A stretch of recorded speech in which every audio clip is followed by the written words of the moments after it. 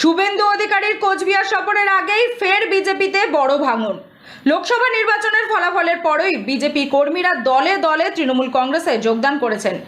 আজ ঢাংঢেংগুড়ি অঞ্চল প্রধান মাম্পি সরকার সহ বিজেপির অঞ্চল স্তরের বেশ কিছু সদস্য বিজেপি ছেড়ে তৃণমূল কংগ্রেসে যোগদান করেন। তৃণমূলে যোগ দিলেন কেন, কি কারণে?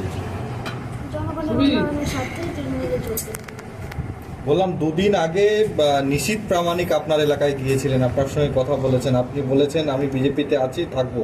দুদিনের মধ্যে এমন কি হয়ে গেল যে পরিবর্তন করতে হলো? আমাকে বলেনি বিজেপিতে, বলছে তোমার কোনো অসুবিধা হচ্ছে কিনা। আমি বলেছি না, হয়নি। ঠিক আছে, কোনো অসুবিধা হলে আমাকে বলো। ঠিক আছে, এটা বলেছি। কোনো অসুবিধা কি হচ্ছিল না, তৃণমূলে কেন? বললাম না, জনগণের উন্নয়নের স্বার্থে আমি তৃণমূলে যোগ করি। এতদিন উন্নয়ন করতে পারছিলেন না? হ্যাঁ, পেরেছি, তবে একটু অসুবিধা হচ্ছিল তার জন্য। কি ধরনের অসুবিধা হচ্ছে?